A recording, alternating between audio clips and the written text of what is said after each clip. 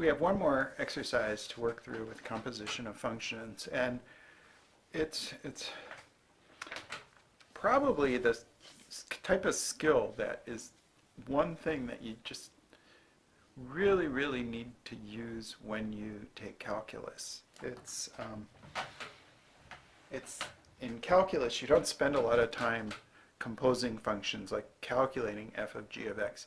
But what you do spend a lot of time is staring at functions and trying to see them as compositions of other functions. And that's what we're going to do with this exercise. So let's go ahead and get to work here. So for each function h, and I already put my handwritten copy here, find functions f and g so that h is equal to f composed with g. So we want this like to be the answer of a composition kind of problem. And there's almost always more than one way to do this. There are many ways to do this. There are often infinitely many ways to do this. I mean, I guess there are always infinitely many ways to do it. So I can't give you all possible answers. With some of these, we'll try to look at them more than one way. And so if you do have questions about answers you've gotten for these or this type of problem, you got to just contact me about it and I can check them for you. So we want h to be equal to f composed with g, and I think I like to write it as f of g that way, and I want g to be the inside function. I want f to be the outside function. Often when you look at this expression, you can actually see an inside function and an outside function. I think with a lot of people see the inside function g of x, 2x plus 1. And what's the outside function? Well, the outside function is cube rooting, if you just think of it by itself. Now that's going to be the function f, but if you want to write an expression for f all by itself, all it involves is cube rooting. So here's where it's a little tricky, right? You got to realize we're just going to write the cube root of x, because f of whatever is cube root of whatever. And this works. And you can always check. You know, if you're not certain about the answer, actually calculate f of g of x and see what you get. I got f of 2x plus 1. I replace g with what's inside. And then I apply the function f to it. The cube root of whatever is cube root of 2x plus 1. So it checks out. And so I suggest you check when you make guesses to these. Here's an alternate way.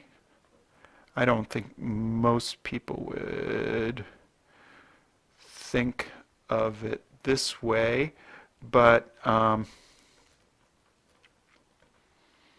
you could think of your inside function g of x as just 2x, and you could think of the f of x function as the cube root of x plus 1.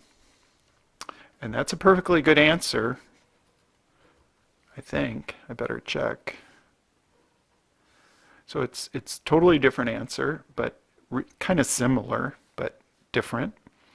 And if we check this one, f of g of x is f of 2x.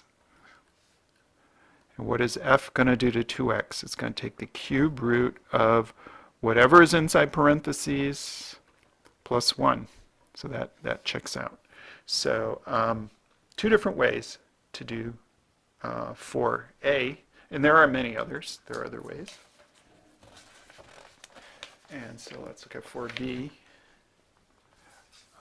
H of x equals 2 over x plus 3 cubed.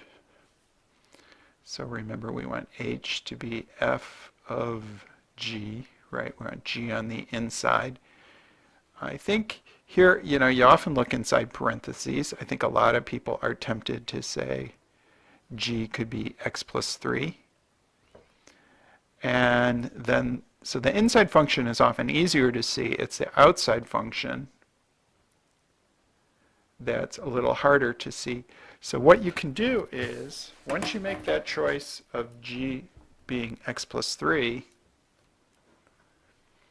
you can take that x plus 3 and just turn it into a box or a space, right? Box squared. And at least for me, that suggests what the f function could be. At least this could be f of box. And now we like to write it with an x. And so f of x would be 2 over x squared. And that's the answer I just came up with. We can check. Do f of g of x. That's f of x plus 3. And that function f, if I plug in x plus 3, I get 2 over x plus 3 squared. Checks out. And let's maybe, since we don't really have a classroom where we can go back and forth on this, you know, normally I'd like to ask you guys, but I can't do that in this video way. So some of you may be thinking, what if we let g of x be x plus 3 squared? And then what would f of x be? Now if we do my red thing here, we would think of h, let me just write 2 over x plus 3 squared, so I'm writing the h of x function. If I think of it, if I replace all of g with just a box, I'm left with just 2 over a box, right? Because the whole denominator is the box. And so that would be f of box. So it looks like f of x is just 1 over x. And check. F of g of x is f of x plus 3 squared. Notice this has a nice simple f, right? Which just takes 1 over x plus 3 squared. And checks out. So two different answers, and there are other answers. And there are even some really silly answers. I'm not going to talk about the silly answers. So let's say no silly answers allowed.